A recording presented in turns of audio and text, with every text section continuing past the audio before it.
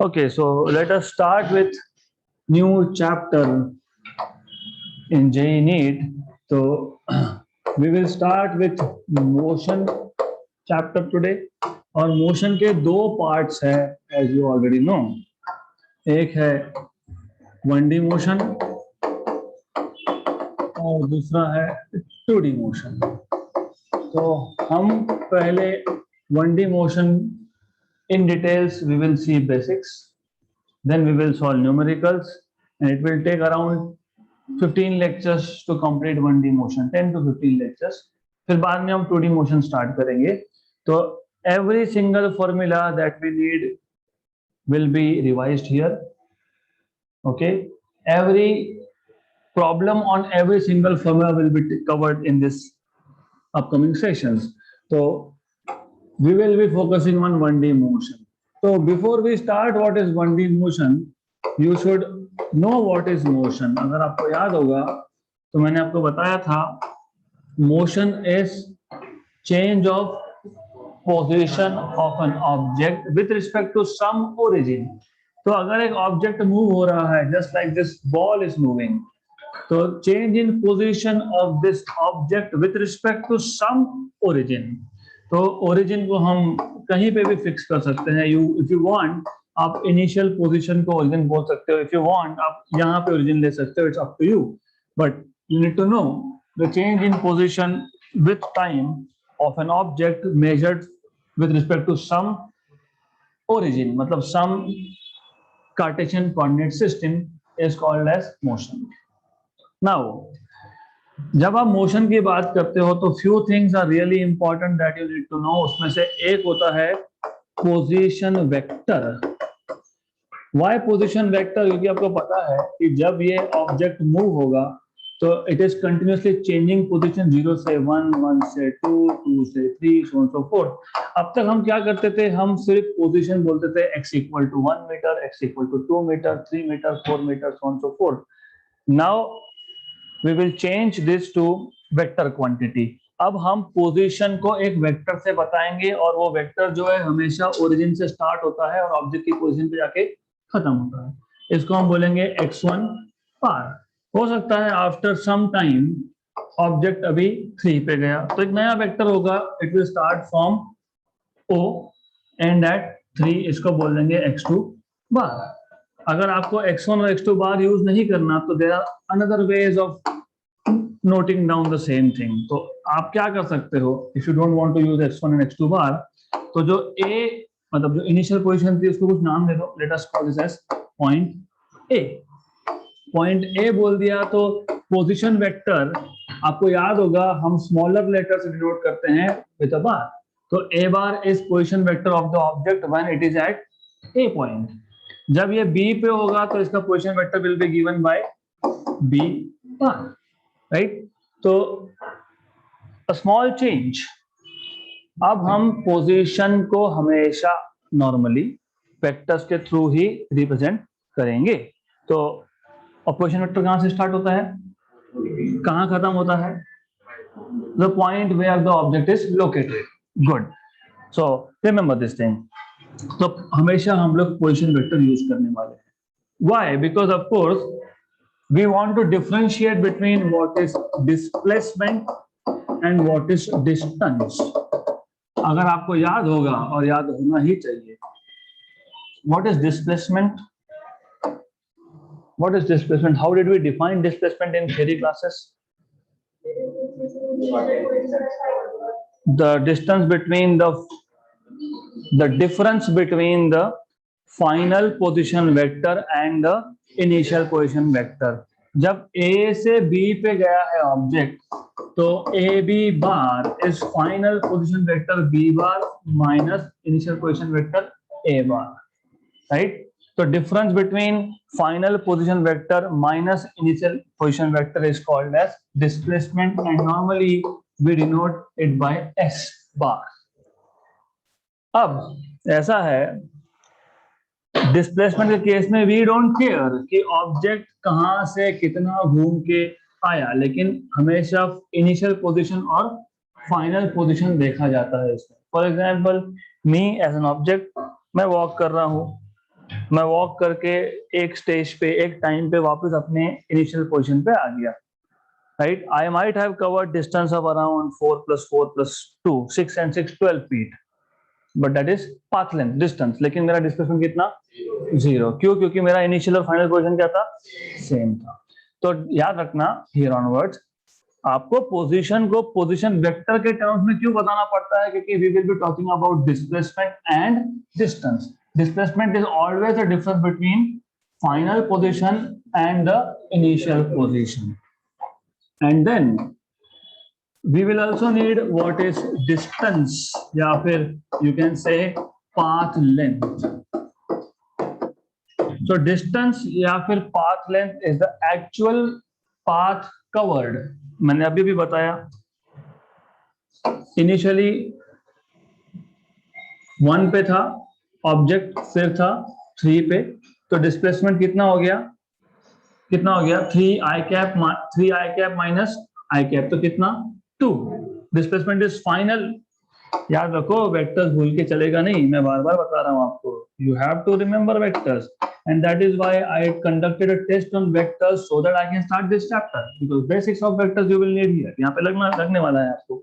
b bar is position vector of particle when it is at b, but b is from this diagram is 3, मतलब 3i cap। 3i cap क्यों? क्योंकि ये x axis के along है। a bar initial position vector, but that is nothing but only i cap, क्योंकि यहाँ पे position कितना है? 1, तो 1i cap। Displacement vector is b bar minus a bar, 3i cap minus i cap, तो कितना? 2i cap। Very good. लेकिन as I told you, हो सकता है ये 1 से स्टार्ट करके 9 पे गया था और फिर वापस से 3 पे आया। 1 से 9 8, back to 3 6, 8 + 6 14। What is distance? 14 metre. What is displacement? 2, right? तो याद रखना एक वेक्टर क्वांटिटी है, तो vector quantity final position vector और इनिशियल पोजीशन वेक्टर पे डिपेंड करेगा। एक वेक्टर एक क्वांटिटी स्केलर क्वांटिटी है, और वो scalar quantity it does not depend on final and initial position, but it depends on what is the actual distance covered, total path. यहां तक clear? पक्का? Now how do you imagine motion is important here. तो basically motion मतलब change of position. अब हमारे पास एक object है जो कंटिन्यूअसली पोजीशन चेंज कर रहा है। How much distance it covers in 1 second is called as speed. क्योंकि मोशन है तो बॉडी मूव होगा तो डिस्टेंस कवर करेगा। हर एक सेकेंड में कितना डिस्टेंस कवर कर रहा है, दैट इज स्पीड।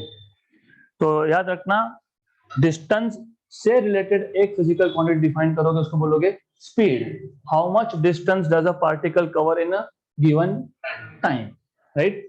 और you can say in unit time, एक सेकेंड में कितना डिस्टेंस कवर किया उसको बोलोगे स्पीड, राइट? और डिस्प्लेसमेंट अपॉन टाइम को बोलोगे velocity. Okay, so depending on if you are using distance you will define speed. तो आपने ऑलरेडी देखा है how do we define speed? Speed is nothing but distance covered per unit time. Motion को हमेशा imagine करते रहो, particle move हो रहा है मतलब पोजीशन चेंज करेगा, मतलब डिस्टेंस कवर करेगा। हर सेकंड में कितना डिस्टेंस कवर किया इसको बोलते हो स्पीड। अब जो गाड़ी चलाते हो आप देखते हो 60 kilometre per our. What does that mean? कि आप 1 घंटे में 60 किलोमीटर कवर करने वाले हो। तो स्पीड मतलब how much time any object will cover in a given interval of time। जब आप बोलते हो 5 मीटर पर सेकेंड मतलब 5 मीटर हर सेकेंड में। जब आप बोलते हो 2 मीटर पर सेकेंड मतलब 2 मीटर हर सेकेंड में। Good, right? तो बेसिक्स साथ में लेके चलो। देयर आर सम क्वेश्चंस जो ओरली सॉल्व होते हैं एंड जेईई नीट में ये इंपॉर्टेंट है to solve some questions orally because there is time constraint. आपके पास 3 पेपर है, टोटल 3 आर है, तो आपको कुछ क्वेश्चंस ओरली करते आने चाहिए, और वो तब होते हैं जब बेसिक्स बहुत क्लियर हो। तो what is speed? How much distance is covered by particle in a given time, right? तो अब स्पीड के हमने 4 टाइप देखे थे, अगर आपको याद होगा तो। पहला था यूनिफॉर्म स्पीड। तो यूनिफॉर्म स्पीड इसका मतलब ये होता है when the particle covers equal distances in equal interval of time. हर एक सेकंड में अगर पार्टिकल 1 मीटर कवर कर रहा है तो यू से the particle is having uniform speed. For example, आप गाड़ी चला रहे हो और एक्सीलरेटर को एक पॉइंट पे आपने अटका दिया, फिक्स कर दिया, and when you look at the speedometer it is always showing you 50 kilometre per our, always, not increasing not decreasing। तो वो 50 किलोमीटर पर आवर का मतलब क्या होता है? You are moving with constant speed. याद रखो, हम ग्राफ ड्रॉ करेंगे, of course we will see all this motion with the help of graph, जो हमने ऑलरेडी थ्योरी क्लासेस में किया है। गुड। तो यूनिफॉर्म स्पीड मतलब particle covers equal distances in equal interval of time. हर एक सेकंड में equal distance, no matter 1 second के बाद या 1000 सेकंड के बाद, it is always covering equal distance in equal interval of time. So equal distances in equal interval of time।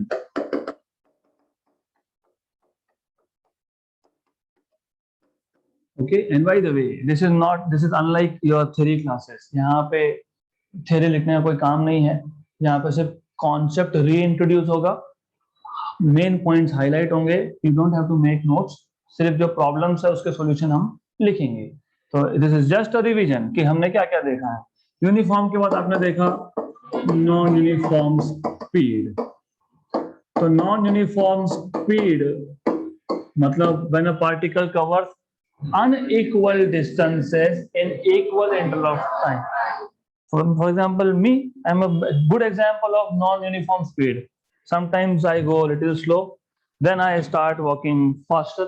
मतलब same interval में 1 सेकेंड में हो सकता है पहले मैंने 2 मीटर डिस्टेंस कवर किया था, मैंने स्पीड बढ़ा दी, मतलब now I am covering 3 metre per second और 8 मीटर पर सेकेंड, और I come to a stop, I cover nothing in some second. So when a particle covers unequal distances in equal interval of time, then that particular physical quantity is called as non-uniform speed। So unequal distances in equal intervals of time। Okay, बहुत सारे real life example आप देखोगे। Your own motion when you are travelling. अभी क्या तुम हमेशा अपनी गाड़ी का एक्सीलरेटर अटका के 50 पे चलाते हो क्या? नहीं। You will see a pothole somewhere। अभी तो we are full of potholes here। So you will apply a brake, slow down। Maybe you will see a speed breaker। You apply a brake, slow down। Then you see a very good smooth road। Then you accelerate। तो ये आप क्या कर रहे हो? आप non uniform speed से move हो रहे हो, कभी स्पीड इंक्रीज करते हो, कभी स्पीड डिक्रीज करते हो। So normally real life situation is this, you are covering unequal distances in equal interval of time. Then you have average speed। Average speed में it is simply, V average is simply total distance by total time। Total distance by total time। Normally if I ask you, मैंने पहले भी example दिया था, if I ask you आप यहाँ से घर कितनी स्पीड पे जाते हो, तो व्हाट यू डू इज, मेरा घर यहाँ से 5 किलोमीटर है, मुझे 10 मिनट लग गए, तो what you do is 5 kilometre by 10, 5 by 10 मतलब कितना? Half kilometre per minute. तब बोला कि हाँ मेरा स्पीड था half kilometre per minute, right. But did you think कि मैं कहीं पे दोस्त मिल गया तो रुक गया था, उसके साथ 2 बातें कर ली? नहीं, we don't take into consideration। हम क्या करते हैं? Total distance by total time. तो normally even when you travel from one city to another city, nearest city let us say Nashik for example 150 kilometre, if you take 150 minutes, normally हम पहुंच जाते हैं ना, 2.5 आवर में हम पहुंच जाते हैं। बीच में टोल भी भरते हैं तो रुकते हैं। Did we take into consideration? नहीं, हमने बोला total distance 150 kilometre, total time 150 minute, तो average speed is 1 kilometre per minute। But in reality it is not like that। Your motion is very complicated। Somewhere you are accelerating, sometimes you are moving with a speed of maybe 3 kilometer per minute, maybe, and sometimes you are not moving at all, जैसे toll plaza पे रुक गए 2 minute, पे करना था। तो average में we don't care, total distance by total time करके खत्म करते हैं, this is average. So average speed is total distance by total time, done. Then of course इतने टाइप के स्पीड्स हैं और एक चौथा भी है, तो हम कौन से स्पीड की बात कर रहे हैं कैसा पता लगेगा? तो नोटेशंस। तो एवरेज स्पीड के लिए सबसे पहले we denote it by v average, और we write delta S by delta t. Delta is denoted is reserved for average values. So delta S by delta T is average speed. Good. Then we came across one more, that is instantaneous speed. अब ये जो speed होता है, this is speed at a given instant of time. When you were driving, of course you are not in a legal age of driving, so when you are riding, 18 से छोटे हो ना तो मोपेड चलेगा, driving नहीं बोल सकते, you are riding. Imagine you are riding और सडनली आपका ध्यान गया स्पीडोमीटर पे और it is showing 45 kilometre per hour, तो उस इंस्टेंट पे जो स्पीड था उसको बोलते हो इंस्टेंटेनियस स्पीड। ये एवरेज नहीं है, क्योंकि एवरेज टोटल मोशन खत्म होने के बाद, total distance by total time, motion खत्म हो गया, आपको जहां तक पहुंचना था आप पहुंच गए, टोटल डिस्टेंस कवर किया अपॉन टोटल टाइम किया, उसको बोलते हो एवरेज। लेकिन ये इंस्टेंटेनियस है, this is the speed measured when the object is in motion, that is the difference. State board में थ्योरी में हम ये डिफरेंशिएट नहीं करते हैं, हम बोलते हैं हाँ ये डेफिनेशन है, because there you don't need that much of depth, here you need instantaneous speed will be measured when the object is in motion. Average speed is total distance, मतलब मोशन खत्म हो गया, total distance by total time. तो instantaneous speed is the speed of a particle at a given instant of time. तो इसको denote कैसे करेंगे? v, no more average. अब यहाँ पे सिर्फ इतना है कि you use something called as limit, limit delta t tends to 0 of v average, right. फिर इसको आप लिखते हो limit delta t tends to 0 delta s by delta t। फिर लिमिट नहीं लिखना है तो इतने पार्ट को आप रिप्लेस करते हो d से, so you say ds by dt, तो then you say this is ds by dt। जिनको लिमिट्स नहीं पता है don't worry, you directly use this ds by dt।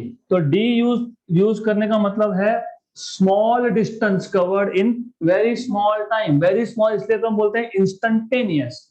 तो d इन फिजिक्स और mathematics means it is very small value. तो average के लिए क्या यूज करोगे? Delta S by delta T, और यहाँ पे ds by dt, that is the only difference. तो नोटेशन याद रखना, delta S by delta T and ds by dt। Limit समझा नहीं समझा कोई फर्क नहीं पड़ता, एज फार एज फिजिक्स में जो हम प्रॉब्लम सॉल्व करने वाले हैं वहां पे लिमिट्स लेने की जरूरत ही नहीं है, you don't need limits here, तो don't worry, just remember ds by dt and delta S by delta T. तो ऑफ कोर्स आपने दो फिजिकल क्वांटिटीज डिफाइन किए थे, जो लेंथ रेज टू 1 था, डिस्प्लेसमेंट इज लेंथ मतलब l raise to 1, distance is also length मतलब l raise to 1।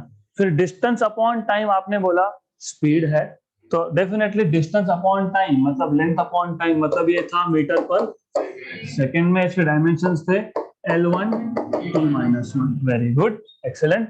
अब सिमिलरली आप एक नया क्वांटिटी डिफाइन करोगे जो सिर्फ इनिशियल और फाइनल पोजीशन पे डिपेंड करेगा, डिस्प्लेसमेंट अपॉन टाइम करेंगे, उसको बोलेंगे velocity. So the next thing that we saw was velocity. Velocity जैसे यहाँ पे तुमने डिफाइन किया, डिस्टेंस अपॉन टाइम वो स्पीड, इसको बोलोगे displacement upon time, displacement upon time, that is velocity. Distance upon time is speed. Speed is scalar quantity, velocity is vector quantity.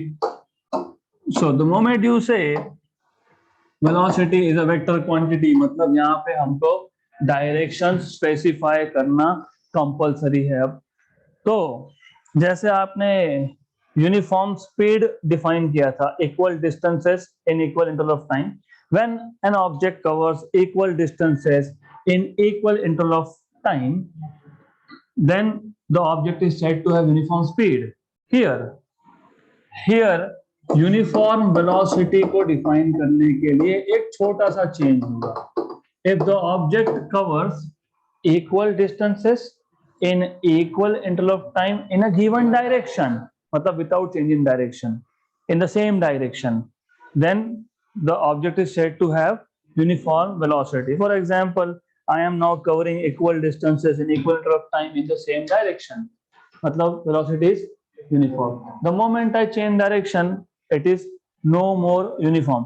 अभी भी मैं equal distance ही cover कर रहा हूँ equal interval of time में, लेकिन direction has changed. तो यहाँ it is important to specify the object covers equal distances in equal intervals of time in a given direction. The object is said to have uniform velocity. Simple. Then, of course, non-uniform velocity. अब यहाँ पे दो cases बन सकते हैं. एक, when the object covers equal distances in equal interval of time but in different directions, right? 1 metre per second east में, 1 metre per second east में, 1 मीटर पर सेकेंड ईस्ट में, suddenly 1 metre per second north में, तो direction change हुआ, that is non uniform.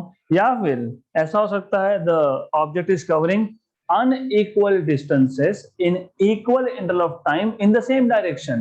In both the cases, velocity will be called as non-uniform. So here you have two cases: unequal distances in equal intervals of time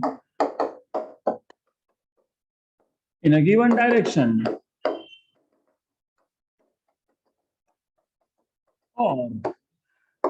or equal distances in equal intervals of time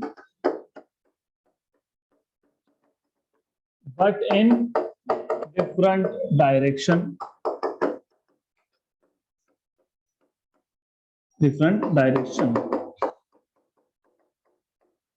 Or both, when an object covers unequal distances in equal interval of time in different directions. So, or both of this, or both A and B. I'll call this statement A. मैं थोड़ा lazy हूँ तो समझ लेना, मुझे वापस से नहीं लिखना था ये, और जेई नीट में लिखना नहीं चाहिए. It is just for your revision, because I was expecting कि all of you must have revised, क्योंकि मैंने बता दिया था एडवांस में कि मोशन स्टार्ट करेंगे तो आप बेसिक्स देख के आए होंगे, ऐसा एक्सपेक्टेशन होता है. But anyways I will just quickly revise now. ठीक है, ओके. तो नॉन यूनिफॉर्म वेलोसिटी मतलब unequal distances in equal interval of time in a given direction, और equal distances in equal interval of time but in different directions, और unequal distances in equal interval of time in different directions. So ठीक है, that you can do. Then next case will be what? अभी वहां पे 4 type का speed था ना, uniform, non uniform, average, instantaneous. तो यहाँ पे भी 4 टाइप का वेलोसिटी होगा: uniform, non uniform and average. तो यहाँ पे आप डिफाइन करोगे एवरेज वेलोसिटी. यहाँ पे भी 4 टाइप का average velocity. What is average velocity? हाँ, ये that is what I was expecting. Total displacement upon total time. Displacement में टोटल का कोई क्वेश्चन ही नहीं है. Displacement is always measured with respect to only final and initial position. Total का क्या मतलब है? Imagine you have an object. मैंने, that is why I started with this. ये ओरिजिन है, यहाँ पे पहले ऑब्जेक्ट था, फिर यहाँ पे आया. तो इनिशियल पोजीशन ऑब्जेक्ट का था 1 पे, फिर वो गया 3 पे. डिस्प्लेसमेंट इज 2i कैप, क्योंकि 3i cap minus i cap is 2i cap. मैंने ऑलरेडी यहाँ पे एक एग्जांपल लिया था. ओके, तो इनिशियल पोजीशन वाज a और a was at 1 from the origin. तो i cap is the position vector when the object is at a. जब B पे था तो B का डिस्टेंस 3 है, तो 3 i cap was the position vector of object when at B। तो A से B गया मतलब B bar minus A bar, 3 i cap minus i cap is 2 i cap. And as I told you, total displacement का कोई मतलब नहीं है। Object चाहे जितना घूम फिर के आए स्ट्रेट लाइन में, जितना घूम के आए, क्योंकि मोशन इन स्ट्रेट लाइन देख रहे हैं, 1D मोशन ही स्टार्ट किया है, 10 बार, 15 बार, 20 बार, 1000 बार, 1000 किलोमीटर, 10,000 किलोमीटर घूम के, doesn't matter, final position is 3, initial कहाँ था 1, तो डिस्प्लेसमेंट ऑलवेज। तो यहाँ पे टोटल का कोई क्वेश्चन ही नहीं है। आप बोल सकते हो average velocity v average bar, that is only difference in notation. Now speed के लिए आपने यूज किया था v एवरेज, यहाँ पे एक बार डालोगे मतलब this is vector quantity, it is equal to displacement upon total time. Total time, या दिस इज इंपॉर्टेंट, यस, क्योंकि थ्रू आउट इट्स मोशन ऐसे बहुत बार हुआ होगा, थ्रू आउट द मोशन ऐसे बहुत बार हुआ होगा कि ऑब्जेक्ट 1 से स्टार्ट करके 3 पे आया, लेकिन फिर आगे चले गया, फिर वापस पीछे आया, फिर वापस पीछे आया। तो 3 पे फाइनल पोजीशन जो आखिरी में पोजीशन है 3 पे, वो बार बार आया होगा, पहले 2 सेकंड के बाद, फिर 10 सेकंड के बाद, फिर 1000 सेकंड के बाद, और फाइनली 10,000 सेकंड के बाद वो थक गया और रुक गया वहां पे। तो नीचे क्या लोगे 10,000 सेकंड टोटल टाइम। पहले भी आया था आई डोंट केयर भाई। तो याद रखना, एवरेज वेलोसिटी में टोटल डिस्प्लेसमेंट नहीं बोलते हैं, डिस्प्लेसमेंट अपॉन टोटल टाइम होता है, राइट, गुड। तो ये total word is important here. Then notation same v average equal to delta s by delta t, सिर्फ यहाँ पे एक बार वेक्टर, और डेल्टा t के ऊपर बार नहीं लिखना है। Some books have done this, time को वेक्टर बना दिया, time is a scalar quantity, time को वेक्टर बना दिया, तो फिर आपको मैंने बताया क्या हो सकता है, time travel, you can go back in time, past में जा सकते हो, लेकिन दैट इज नॉट पॉसिबल, तो don't do that, don't write down delta t bar, okay, so मत करना ऐसा। Then of course average velocity में you don't care in between object कहाँ था, रुका था नहीं रुका था, displacement upon total time. But instantaneous मतलब ये भी वैसा ही है, मोशन खत्म होने के बाद एवरेज वेलोसिटी जैसे एवरेज स्पीड था, after the motion is complete, same here, instantaneous velocity is the velocity of the object at some instant of time when the object was in motion. So instantaneous velocity is the velocity of the object when it is in motion at a given instant of time. तो वापस से notation same, v बार, ये limit मैं लिखने वाला हूँ, v bar will be equal to ds bar by dt, ds bar by dt. So this is how you will be noting down velocity. Example, what is the difference between speed and velocity? Instantaneous की बात कर रहा हूँ मैं। I am going towards, let us say, Pune, let us say, और suddenly मैंने देखा तो 50 kilometre per hour, that is my speed, but मुझे पता है Pune is south of our town, है ना, हमसे साउथ में है वो। तो इफ आई से आई am moving with 50 kilometer per hour south, that becomes instantaneous velocity the moment you describe direction। पर हम साउथ नहीं बोलते, हम बोलते हैं माइनस जे कैप। तो जिनको डायरेक्शन नहीं पता उनके लिए सरफेस ऑफ अर्थ पे,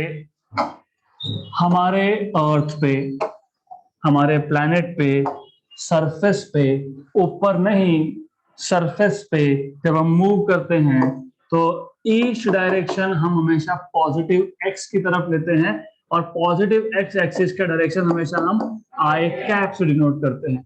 ऑफ कोर्स ईस्ट का अपोजिट है वेस्ट, तो west is minus I cap. East से एंटी क्लॉकवाइज 90 डिग्री पे होता है नॉर्थ, क्लॉकवाइज 90 पे होता है साउथ, ये होता है जे कैप, ये होता है माइनस जे कैप। Very good.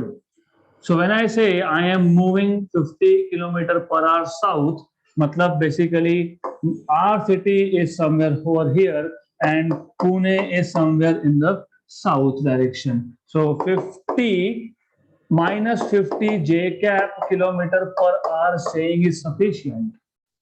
अब आपको स्पेसिफाई नहीं करना पड़ा बार बार कि मेरा डायरेक्शन क्या. I am moving 50 kilometer per hour south towards Pune, towards Bangalore. No. minus 50 j cap kilometre per our. समझने वाले को समझ जाएगा. इफ आई से 50 kilometre j cap only towards Delhi, right. If I से 50 minus 50 I cap, yes, Mumbai, but it is actually southwest to us. So it is somewhere over here, southwest to us. ठीक है. Good, but good that you know directions now and you know what is instantaneous and average velocities. यहाँ तक clear. वापस आ जाते हैं basic पे. Basic क्या था? बेसिक था कि एक ऑब्जेक्ट है. देखो इतनी सिंपल चीज, this is very simple. Normal humans, अभी जो नॉर्मल ह्यूमंस है जो साइंस नहीं पढ़ते हैं, they don't think about it. उनको लगता है कि हाँ बस मोशन है तो मोशन है, बात खत्म, राइट. वो जब वो गेम होता है ना ball, you go and throw ball on the floor, it will hit, right. वो normal humans they go and throw the ball, that's it. We physicist बहुत कुछ सोचते हैं हम लोग. पोजीशन चेंज हो रहा है, पोजीशन चेंज हो रहा है विद टाइम, मतलब वेलोसिटी होगा. फिर वेलोसिटी चेंज हो रहा है कि नहीं, वेलोसिटी चेंज हो रहा है कि नहीं, वो डायरेक्शन और स्पीड पर डिपेंड करेगा. डायरेक्शन तो सेम स्ट्रेट ही जा रहा है, मतलब डायरेक्शन को साइड में रख दो. अभी स्पीड सेम है कि नहीं, स्पीड सेम है तो फ्रिक्शन नहीं होगा, है ना.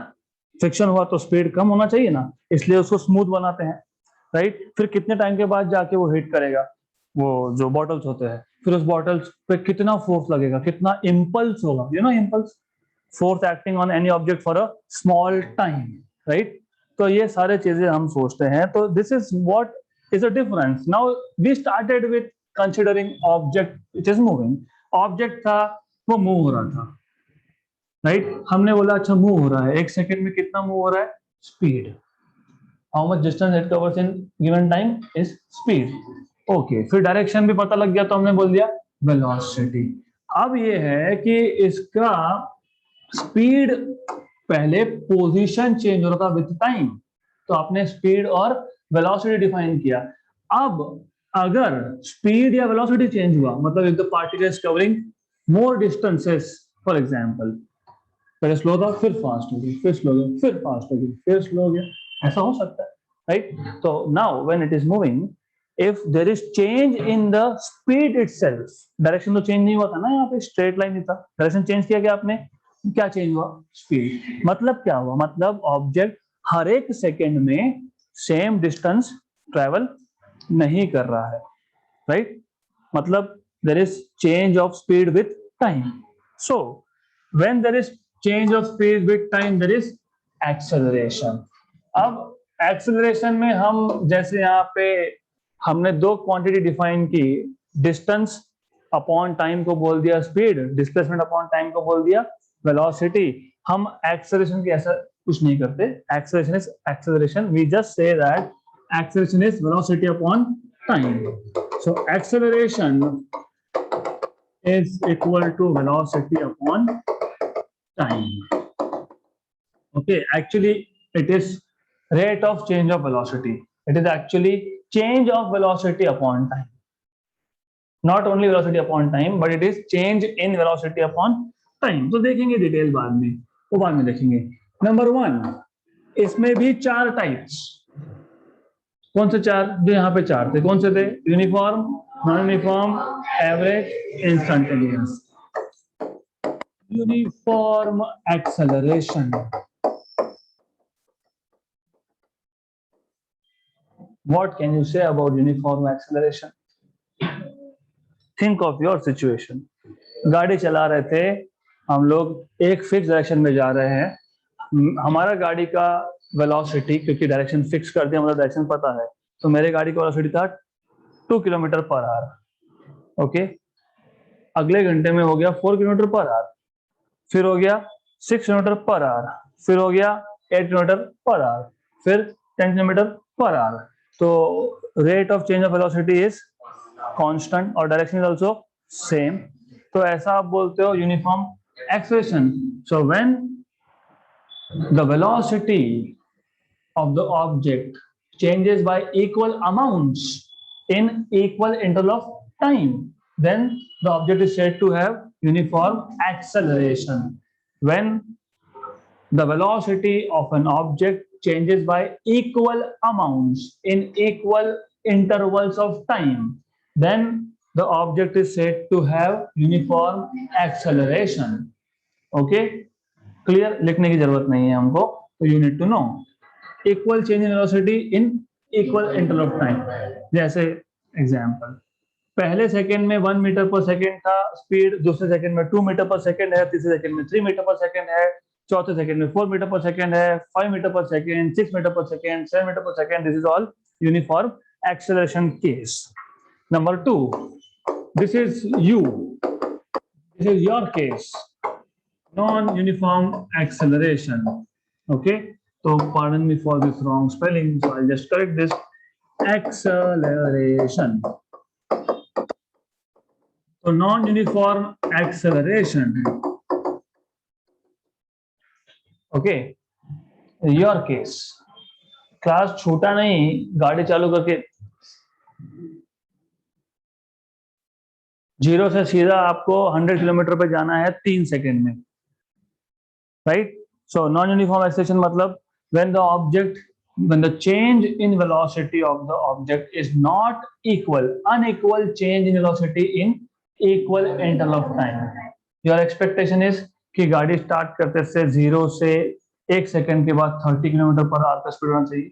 देन योर एक्सपेक्टेशन इज कि डायरेक्टली 80 पे पहुंचना चाहिए. पहले सेकंड में 30 तक पहुंच गया, फिर दूसरे सेकंड में 80, right? So you consider yourself as into the movie of धूम.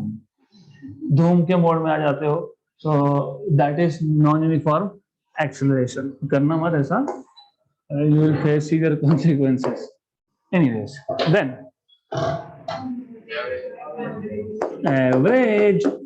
Average acceleration.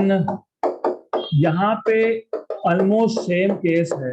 Total change in velocity देखा जाता है. For example, if I am moving with 50 kilometre per hour along east, now after 1 hour I am still moving along east, but now I am moving with 80 kilometre per our, right? तो 1 घंटे में मेरा total change कितना हुआ है? 30. Same case हो सकता है बीच में मैं कहीं रुक गया था, हो सकता है कि बीच में मेरा 60 किलोमीटर पर आवर भी हुआ था. We don't care. What is total change in a given time. Time कितना लिया मैंने? 1 आवर. अभी कितना था? 50. 1 आवर के बाद कितना था? 80. सो that is average acceleration. So again notation, average मतलब AAVG और acceleration is a vector quantity. So this is equal to, by definition and by notation, delta V bar, final velocity minus initial velocity. Delta मतलब अगर आप लिखोगे delta V मतलब final velocity minus initial. आप लिखते हो delta X मतलब final position minus initial. अगर आप लिखते हो delta A final acceleration minus initial. अगर आप लिखते हो delta F final force minus initial. तो डेल्टा मतलब final minus initial. So delta V by delta, this is average acceleration, in which we look at what is the total change in the velocity in a given interval of time. एक given interval में total कितना change हुआ, that is average acceleration. Then of course, how much instantaneous. अभी in short एक ही difference है इन दोनों में. यहाँ पे आप बोलते हो what is the total change in velocity in a given interval of time. यहाँ पे आप बोलते हो what is the change in velocity in 1 second. What is the rate of change of velocity per second at that instant of time. तो 50 to 80 1 घंटे में, 31th minute 31th second मेरा total 50 से 80 कितने टाइम में गया? 1 आवर। 30 मिनट या फिर 31 मिनट 31 सेकंड के बाद मेरा वेलोसिटी कितने से चेंज हुआ? हो सकता है तब मेरा 53 से 54 हुआ होगा, है ना? Again connect, imagination is very important here. 1 घंटे में अभी स्टार्ट किया मेजर करना, कितना स्पीड था, वेलोसिटी था 50 किलोमीटर पर आवर। 1 घंटे के बाद कितना था? 80। तो चेंज कितना हुआ? 30। टाइम कितना है? 1 आवर, राइट? 30/60, है ना? मिनट्स में करोगे तो, आवर में करोगे तो, मतलब of course depending on time. ये एक्सेलरेशन है। What are dimensions of acceleration? L1t-2 मतलब kilometre per hour square. 50 kilometer per hour was my velocity now, and after 1 hour it was 80 kilometer per hour. So 30 kilometer per hour is the change in velocity upon time is 1 hour. So 80 kilometer per hour. But I'll connect. ऐसा नहीं, imagination बढ़ाना पड़ेगा. You cannot otherwise understand this. Initial velocity कितना था? 50 kilometre per our. Initial time मैं मानता हूं 0 क्योंकि मैंने मेजरमेंट अभी स्टार्ट किया। फाइनल वेलोसिटी कितना था मेरा? 80 kilometre per our. Okay good. मैं आई हटा देता हूं, मैं 1 और 2 यूज कर लूंगा, कोई इश्यू नहीं है। ओके तो अब फाइनल टाइम कितना हुआ? 1 आवर। करेक्ट। एक्सेलरेशन क्या है? चेंज इन वेलोसिटी, मतलब final velocity minus initial velocity upon final time minus initial time. Final कितना था? 80। इनिशियल कितना था? 50। लेकिन क्या? Kilometre per our upon time कितना था? तो किलोमीटर पर आवर्स पर आएगा कि नहीं आएगा? मीटर पर सेकंड्स पर लिखते हो कि नहीं लिखते हो?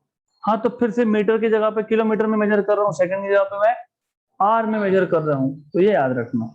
ये आपका जो भी वैल्यू मुझे आपने बताया 30 किलोमीटर पर आवर स्क्वायर। हाँ, तो मैं यही तो बोल रहा हूँ।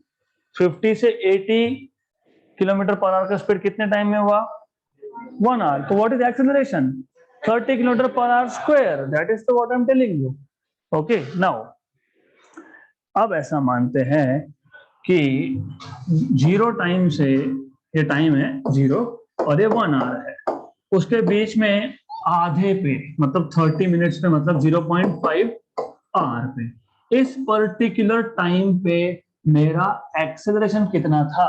That is called as instantaneous, right? हो सकता है this is how much 30 minutes, हो सकता है एग्जैक्ट 30 मिनट्स पे मेरा वेलोसिटी था 52 किलोमीटर पर आवर। हो सकता है और 30 मिनट्स 1 सेकेंड पे हो गया 54 किलोमीटर पर आवर।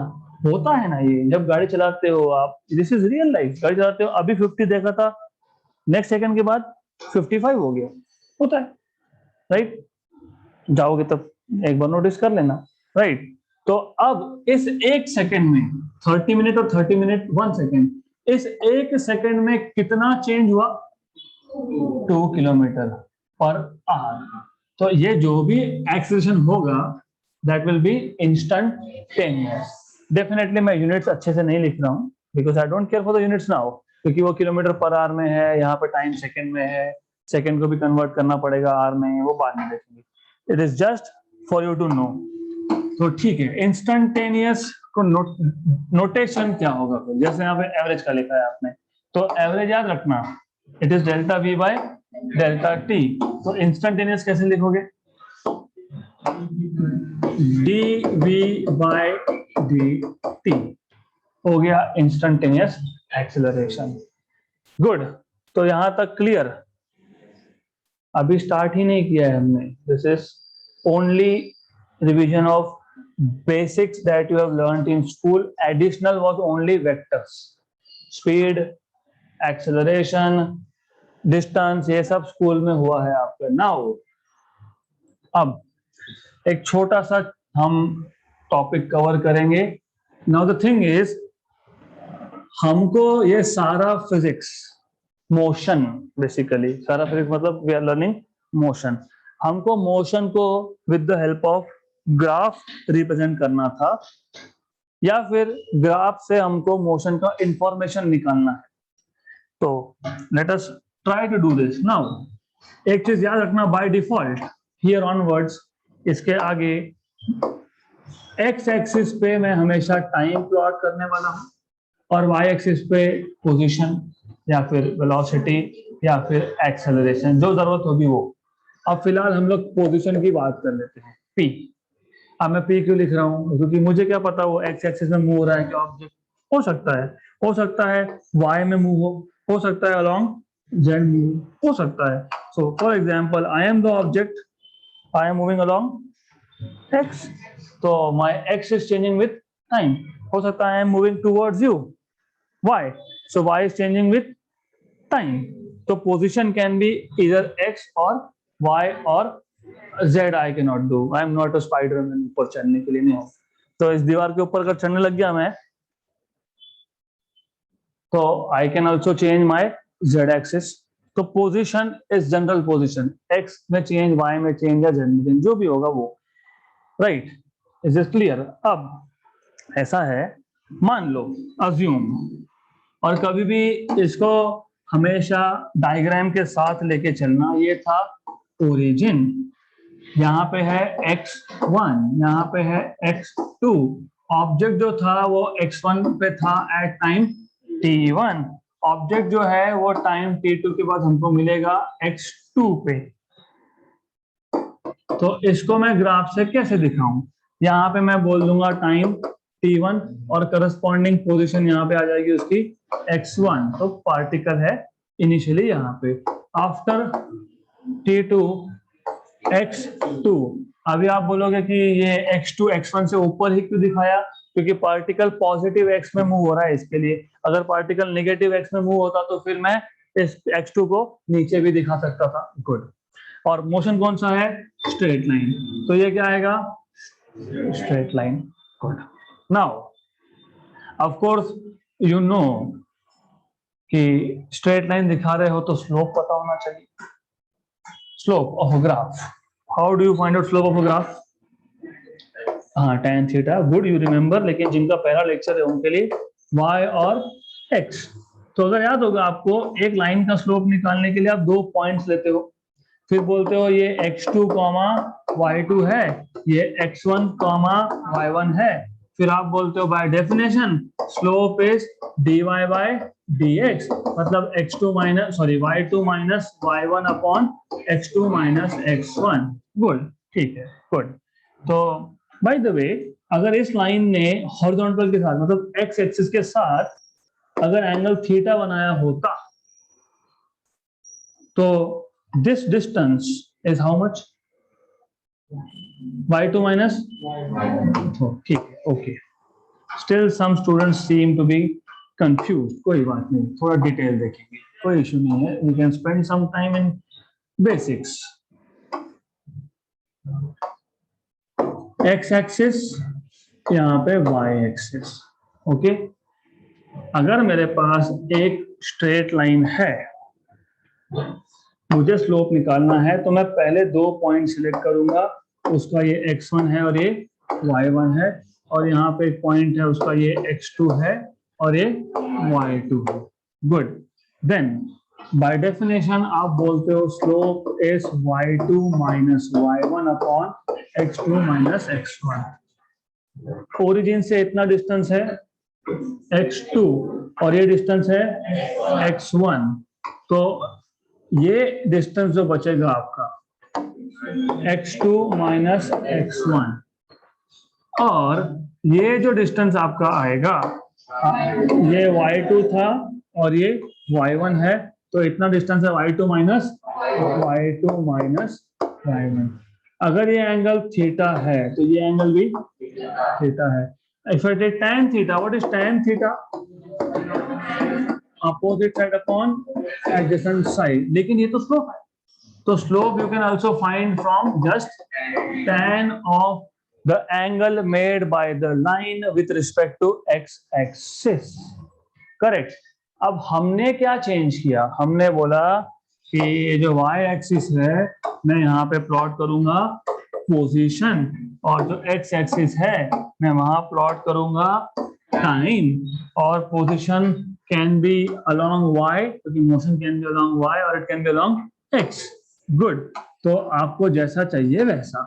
अगर आप बोलोगे x, if the object is moving along x axis, तो आप बोलोगे ये आ गया x1 position at time t1, at time t1, और आप बोलोगे ये आ गया x2 एट टाइम t2।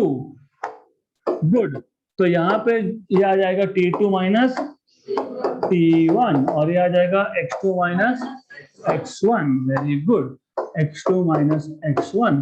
तो स्लोप y2 माइनस y1 की जगह पे x2 माइनस x1, और यहाँ पे t2 माइनस t1। तो x2 minus x1 upon t2 minus t1। But tan theta is also opposite side upon adjacent side. So tan theta is again giving you x2 minus x1 upon t2 minus t1. Okay, good. But ठीक है, slope मिल गया, लेकिन ये क्या है, displacement upon time. What is this? Velocity. This is something really really important. Displacement मतलब position और time graph से उसका जो स्लोप आएगा, पोजीशन टाइम ग्राफ का जो स्लोप आएगा, that will give you velocity.